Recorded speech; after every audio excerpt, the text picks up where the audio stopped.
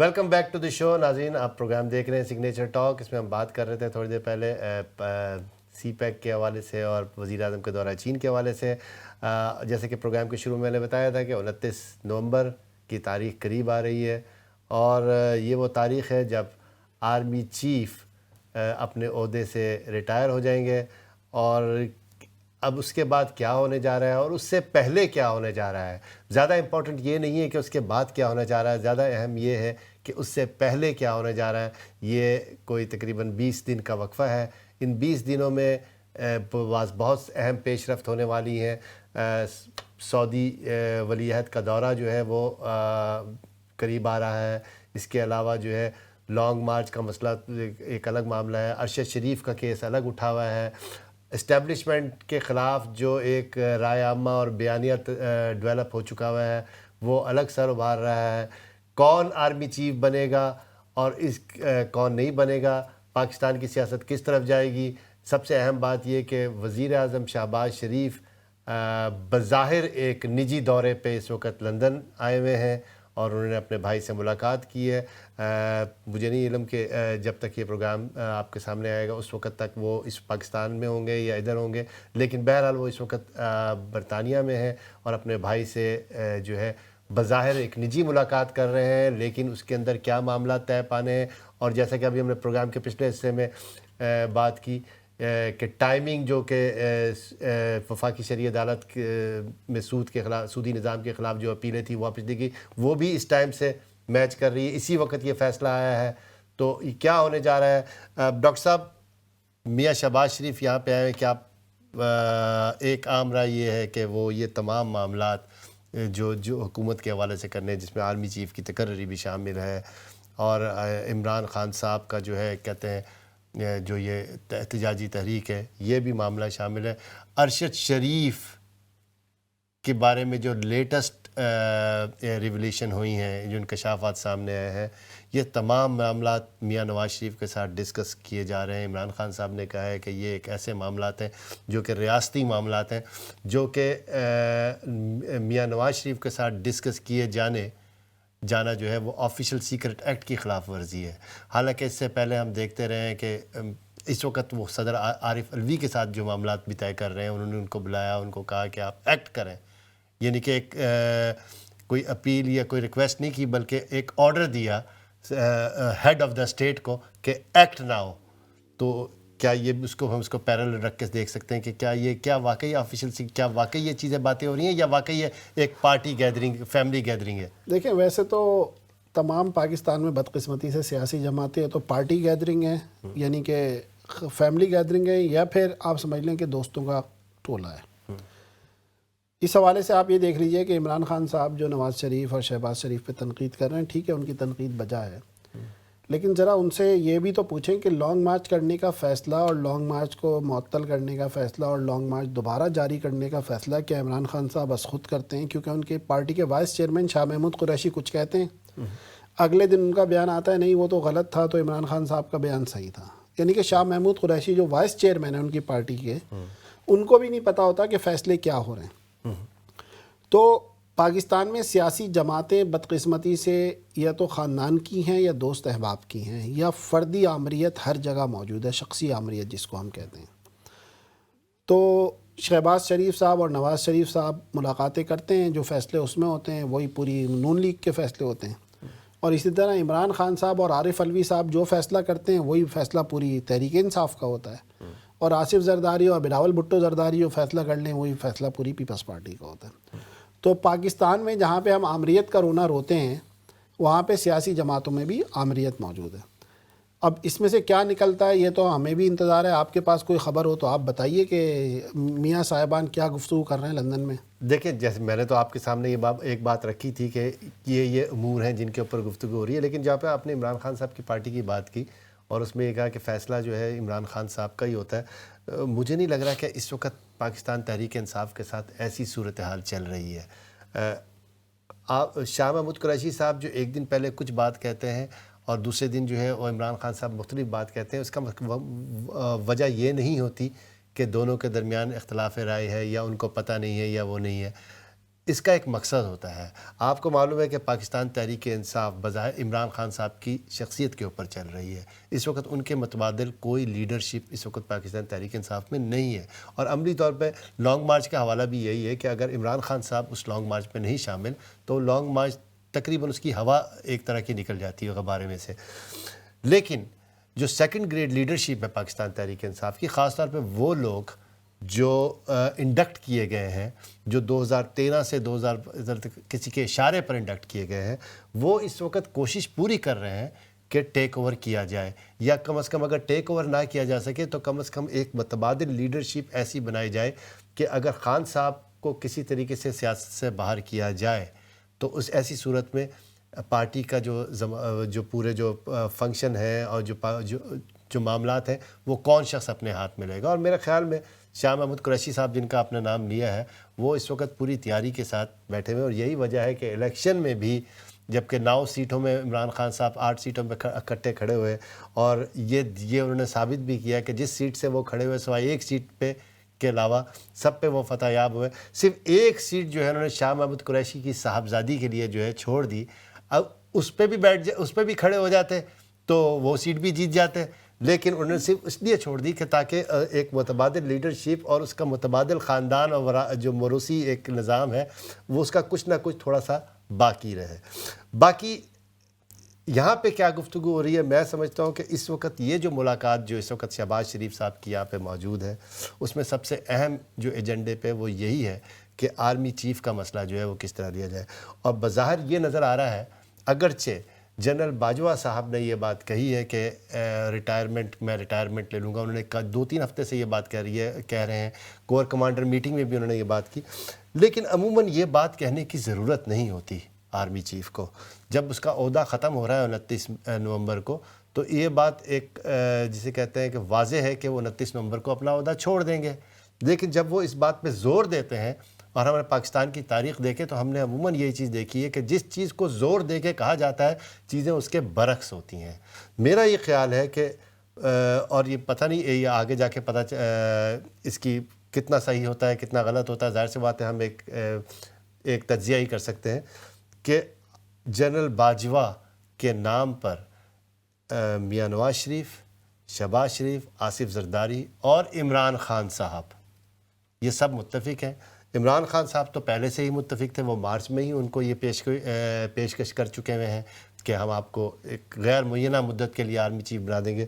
اور میرا یہ خیال ہے کہ اس وقت جتنی بھی خبریں آ رہی ہیں, جنرل عاصم منیر کا نام آ رہا ہے, جنرل ساحر شمشاد کا نام ہے, جنرل عاصم منیر کی ویسی بھی ایک رکاوٹ ہے, آپ کو پتہ ہے نا کہ 27 نومبر کو وہ ریٹائر ہو رہے ہیں. نہیں, لیکن آرمی ایکٹ جو یہ کہتا ہے, جو آرمی کا قانون ہے کہ جس دن سمری پہ دستخط ہو جائیں گے اس دن کے بعد سے 3 سال کے لیے وہ آرمی چیف کا تقرر ہو جائے گا. ٹھیک ہے.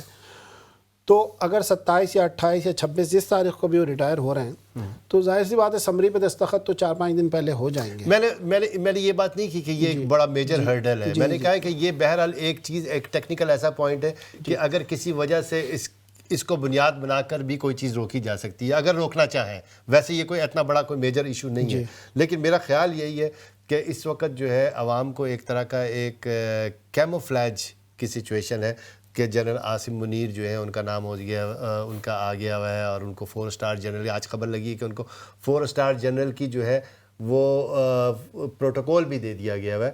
تو میرا خیال ہے کہ یہ چیز جو ہے یہ صرف ایک کیموفلیج ہے, کور اپ ہے, اور ان کے درمیان یہ بات طے پا چکی ہے کہ جنرل باجوہ کو کس مدت کے لیے یہ آگے آنے والے دنوں میں پتہ چلے گا, لیکن جنرل باجوہ کو جو ہے ایکسٹینشن دے دی جائے مزید, اور اصل میں کنونس کر دیا جائے. اصل میں 2-3 فارمولے جو گردش کر رہے ہیں اور گزشتہ 2 دن سے شروع ہوئے ہیں, اور شہباز شریف اور نواز شریف کی کیا ملاقات میں گفتگو ہوئی ہے تو آپ ہی بتائیں گے ہمیں بعد میں.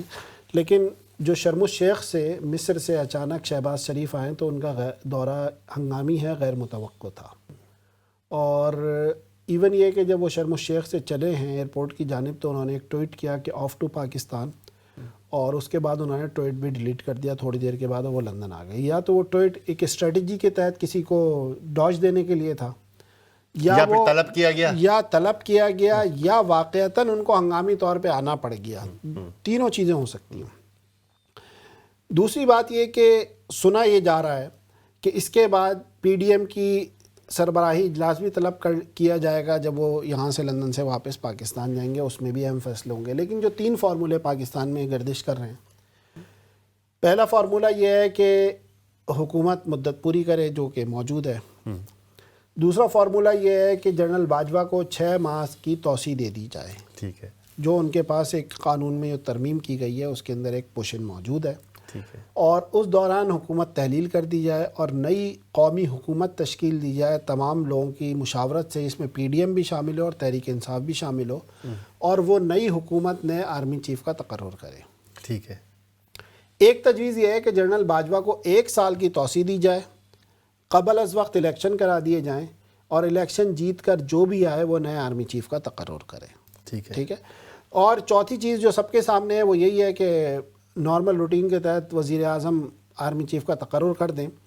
لیکن جو اس میں ایک آئینی رکاوٹ نظر آ رہی ہے یا جو لوگ جس کی جانب نشاندہی کر رہے ہیں کہ وزیر اعظم سمری موو کرتے ہیں صدر مملکت کو. ٹھیک ہے. اور اگر صدر مملکت اس سمری کے اوپر دوبارہ اپروو نہ کریں تو پھر وہ وہی والی ماحول بن جائے گا جو آپ نے دیکھا تھا کہ اپریل میں بنا تھا تحریک عدم اعتماد کے وقت. اب اس کے لیے بھی صدر مملکت کو قابو جو لوگ کر سکتے ہیں وہ آپ کو پتہ ہے ان کا کس جانب جھکاؤ آیا. وہ صدر کو قابو کریں گے یا صدر کو کہیں گے تھوڑا بہت تو صدر صاحب کا بھی سافٹ ویئر اپڈیٹ ہوا تھا نا جی، وہ تو اس مقصد کے لیے تھا. لیکن اب چیز تبدیل ہو گئی نا. اب ہو سکتا ہے کہ صدر صاحب کو کہہ دیا جائے کہ بھائی سمری اپروو نہیں کرنا. ٹھیک ہے. تو ایک نیا آئینی بحران جنم لے گا 29 کے بعد، یعنی کہ 29 سے پہلے ہی لے لے گا. لیکن 29 کے بعد تو فوج بغیر کمان کے ہو جائے گی ایک طریقے سے. تو اب جب بغیر کمان کے ہو جائے گی تو یہ بھی ہو سکتا ہے کہ جو جن کے پاس کمان ہو وہ کہیں گے سارے نااہل ہیں تو لہٰذا میں دیکھیں یہاں پہ یہ ایک مسئلہ کھڑا ہوتا ہے کہ وہ جو آپ نے 27 مارچ والی بات میں نے آپ سے کہی تھی نومبر تک، اگر صدر مملکت 27 نومبر تک ڈیلے کر دیں تو وہ ٹیکنیکل پوائنٹ جو ہے گلے کو آ سکتا ہے. نہیں وہ دیکھیں وزیر اعظم کی سمری کے تاریخ کے دستخط سے امپلیمنٹیشن کا آغاز ہو جاتا ہے، قانون یہ کہتا ہے. ٹھیک ہے. صدر کی دستخط کی آئینی طور پہ کوئی بہت زیادہ حیثیت نہیں ہے، لیکن بہرحال ایک آئینی حیثیت ہے اس کی.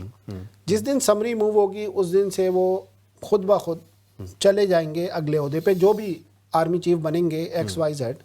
تو جس دن سمری موو ہوئی اور وزیر اعظم نے دستخط کر دیے اس دن سے وہ امپلیمنٹیشن شروع ہو جائے گا. اور عمومی طور پہ ہوتا یہ ہے کہ صدر بھی ایک دن میں دستخط کر دیتے ہیں. ٹھیک ہے. لیکن اب یہ ایک عجیب صورتحال ہے کہ صدر ایک پارٹی کا ہے، وزیر اعظم دوسری پارٹی کا ہے. اور اگر صدر صاحب کے پیچھے کوئی قوت ایسی موجود ہے کہ جو ان کو کہہ رہی ہے کہ آپ اس کو ڈیلے کر دیں اور اس پہ دستخط نہ کریں تو یہ ہو سکتا ہے کہ ایک نیا آئینی بحران کھڑا ہو جائے. اور اس کے بعد کیا ہوگا؟ مجھے تو یہ لگتا ہے کہ اس کے بعد کوئی آئے گا کماندار. میرا خیال میں یہی وہ نقطہ ہے جس کو کلیئر کرنے کے لیے میاں نواز شریف صاحب نے بظاہر ایک فیملی گیدرنگ ارینج کی ہے جس میں شہباز شریف خصوصی تیاری کے ذریعے پہنچے ہیں. لیکن مجھے یہ لگتا ہے، ہو سکتا ہے کہ میری رائے غلط ہو، مجھے یہ لگتا ہے کہ نواز شریف توسیع نہیں دیں گے اور نواز شریف چاہیں گے کہ نیا آرمی چیف کا تقرر شہباز شریف کریں. اب اس میں جو رکاوٹیں ہیں ان کو کیسے عبور کرتے ہیں یہ ایک چیلنج ہے. اور جہاں تک بات ہے عمران خان کی، تو عمران خان اور تحریک انصاف کو بھی ایک ڈنڈ پہنچانے کا یہی موقع ہے کہ آرمی چیف کا تقرر شہباز شریف صاحب کر کے جائیں، چاہے اس کے 1 ماہ کے بعد حکومت ڈیزالو کر دیں.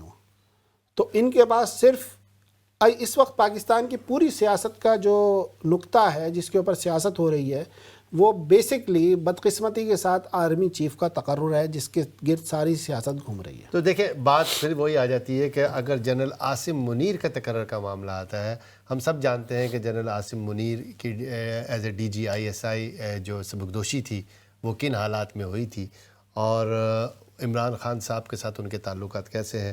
تو یہ بات تو طے ہے کہ عمران خان صاحب اس بات پہ راضی نہیں ہوں گے. اور دوسری چیز جو بہت اہم ہے وہ یہ ہے کہ باجوہ صاحب کی توسیع میں صرف یہی نہیں کہ یہ چاروں سٹیک ہولڈر اگر متفق ہوں، سب سے بڑا جو ایشو آ رہا ہے وہ یہ ہے کہ کور کمانڈر جو ہیں وہ بہت زیادہ جو ہے سپلٹ ہے. پہلی دفعہ آرمی میں سپلٹ ہمیں دیکھی گئی ہے، اس سے پہلے بھی کچھ ایک مخصوص حد تک سپلٹ ہوتی رہی ہے، لیکن اس مرتبہ جو ایک واضح پولرائزیشن ہمیں آرمی کے کور کمانڈرز میں نظر آئی ہے، خاص طور پہ جو اس وقت بیانیہ ڈیولپ کیا عمران خان صاحب نے، وہ کافی زیادہ جو ہے اس وقت اثر انگیز ہے۔ میں اگر یہ آئینی بحران اگر تو میاں صاحب کو یہ معلوم ہے اور شریف بردرز کو یہ معلوم ہے کہ یہ آئینی بحران کھڑا ہو جائے گا اور اس کی صورت میں آرمی چیف کی تقرری کا معاملہ جو ہے وہ کٹائی میں پڑ سکتا ہے، اور اس کے نتیجے میں وہ بھی ہو سکتا ہے جس کا میں خدشہ اظہار کرتا رہتا ہوں، آپ اس کو کہتے ہیں رد کرتے رہتے ہیں۔ ہاں جی دیکھیں مسئلہ یہ ہے کہ جو آپ نے بات کی، کیا باجوہ صاحب سے نواز شریف صاحب کے تعلقات بہت اچھے تھے؟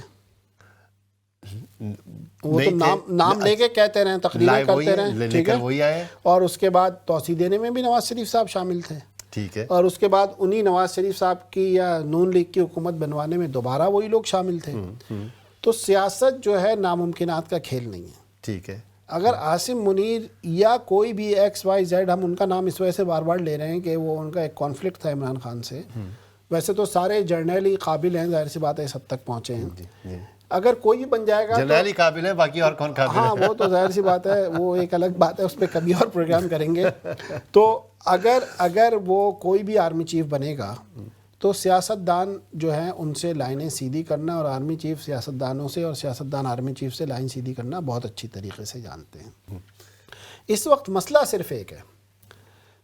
صرف ایک یہ ہے کہ 350 سیٹوں سے عمران خان اکیلے الیکشن نہیں لڑ سکتے۔ وہ آپ نے کہا 9 سیٹوں سے جیت گئے، 8 سیٹوں سے، ٹھیک ہے، میں کہتا ہوں کہ پوری پارلیمان سے وہ جیت کر آ جائیں، جب بھی سیٹ تو ووٹ تو ایک ہی ہوگا نا تحریک انصاف۔ نہیں دیکھیں، وہ انہوں نے اسٹیبلش کر دیا ہے، وہ اس وقت 9 سیٹوں کا معاملہ تھا، اب وہ نہیں ہے معاملہ۔ دیکھیں میں تو ایک بات کر رہا ہوں کہ جب آپ بات کرتے ہیں نا عمران خان صاحب کی ایسی مقبولیت سے، تو مجھے یہیں پہ ہمارے ایک پناہ گزین رہنما الطاف حسین یاد آ جاتے ہیں، جن کے بارے میں یہ کہا جاتا تھا کہ اگر وہ کھمبے کو بھی کھڑا کر دیں تو وہ بھی جیت جائے، اور خود تو کھڑے ہو جائیں تو کیا مہان ہے، ٹھیک ہے۔ لیکن اس کے بعد ان بیچاروں کے ساتھ کیا ہوا کہ جب وہ مائنس ہوئے تو پارٹی کا کیا حشر ہو گیا۔ تو عمران خان کا بھی وہ صورتحال ہے کہ وہ 70 پلس ہو چکے ہیں، اللہ تعالیٰ ان کو صحت زندگی دے، ہماری نیک خواہشات ان کے ساتھ ہیں، لیکن کوئی پارٹی نہیں ہے یہ ایک بھانمتی کا کنبہ، ایک ادھر ہے ایک ادھر ہے۔ وہ عمران خان صاحب نے اپنی اسکلز کے تحت جوڑا ہوا ہے، اور پارٹی نہیں بنا سکے 22 سالوں میں بھی، کیا اب تو 24-25 سال ہو گئے۔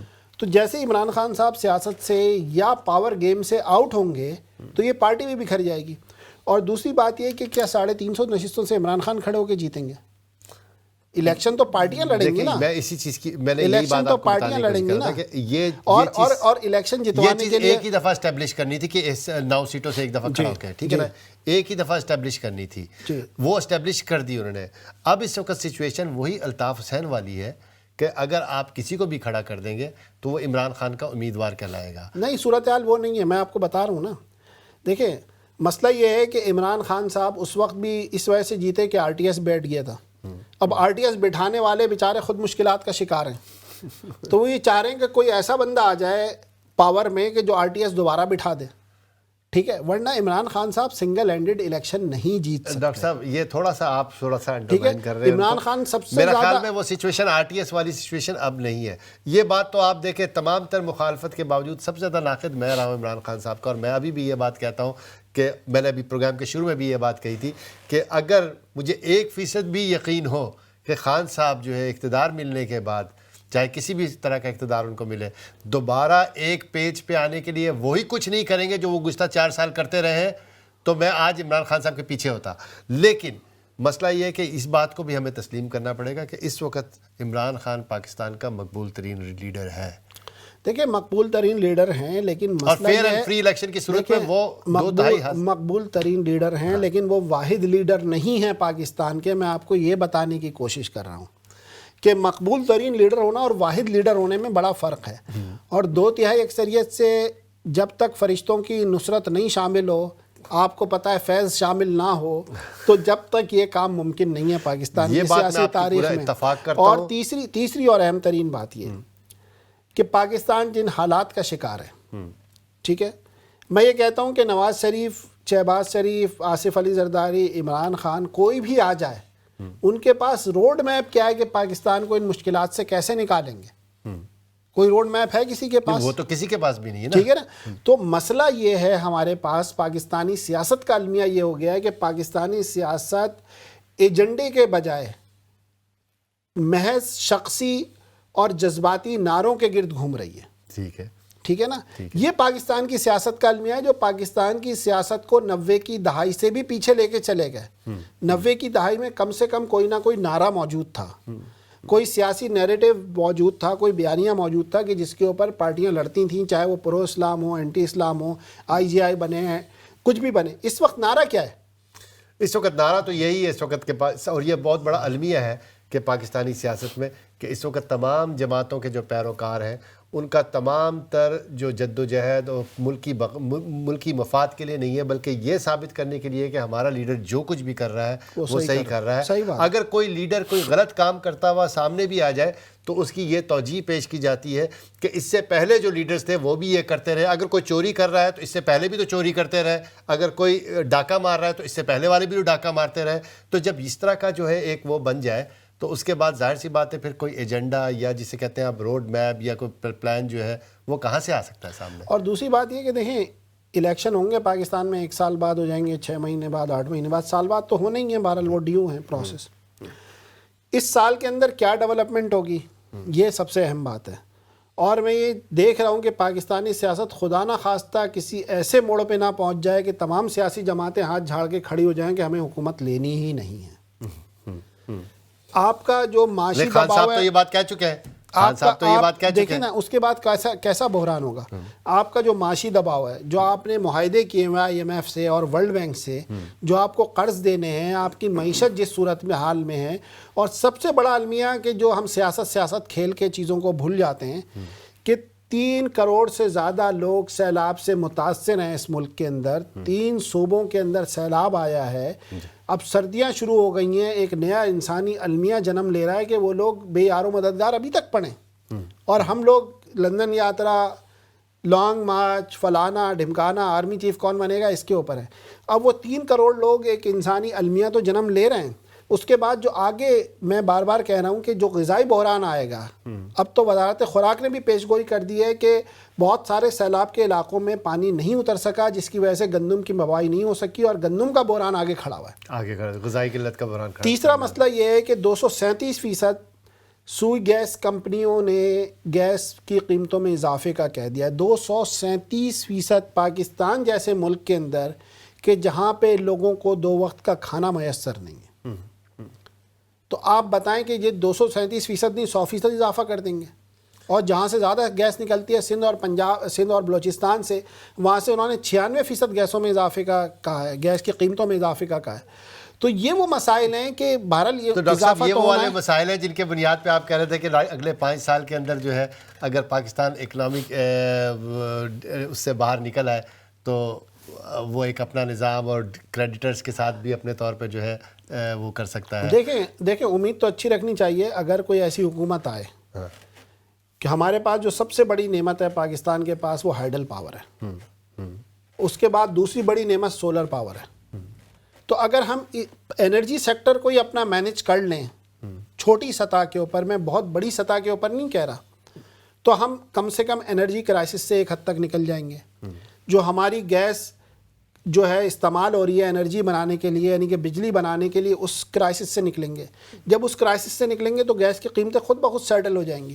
لیکن ہمارے پاس المیہ یہ ہے کہ اتنی نیچرل ریسورسز ہونے کے باوجود کوئی ہمارے پاس پلان موجود نہیں ہے. میں KPK کے دور دراز اضلاع میں گیا, وہاں پہ کوئی وابڈا, کوئی کے الیکٹرک, کوئی لیسکو, پیسکو, شیسکو کچھ نہیں ہے. چھوٹے چھوٹے گاؤں نے, ان کے نیچے جاری ہے, دریا جا رہا ہے یا کوئی ندی جا رہی ہے, وہاں پہ چھوٹے چھوٹے جنریٹر لگا کر پورا گاؤں بجلی لے رہا ہے, اور 50 روپے فی گھر دے رہا تھا, اب 200 روپے دے رہا ہوگا فی گھر. تو ایسے چھوٹے چھوٹے مائکرو پروجیکٹس لگائے جائیں کہ جس کے ذریعے سے ڈپینڈنسی آپ کے جو نیشنل گرڈ کے اوپر ہے وہ کم کی جائے. آپ سندھ اور بلوچستان کے اندر آ جائیں, پنجاب کے اندر آ جائیں, سال کے 12 مہینے آپ کے پاس سورج ہے, اور 12 گھنٹے کا سورج ہے. یقیناً ڈاکٹر صاحب یہ تو ایک تجویز ہے, اس طرح کی بے شمار تجاویز ہے جن پہ اگر عمل کیا جائے تو پاکستان کی معیشت کو اس مشکل صورتحال سے باہر نکالا جا سکتا ہے. اور اگر پاکستان کی معیشت مشکل صورتحال سے باہر نکل آئے تو پاکستان کے سیاسی بحران پہ بھی قابو پایا جا سکتا ہے, اور پاکستان ایک ترقی کی شارہ پہ گامزن ہو سکتا ہے. اس کے لیے ول چاہیے, اس کے لیے ایک منتخب حکومت چاہیے. یہ کیا پاکستان میں ممکن ہو سکے گا, یہ آئندہ آنے والے حالات بتائیں گے. ناظرین, پروگرام کا وقت اب ختم ہو جاتا ہے. سید مجتبیٰ اور ڈاکٹر اسامہ شفیق کو اسلام چینل لندن اسٹوڈیو سے اجازت دیں. اگلے ہفتے پھر ملیں گے. اللہ حافظ.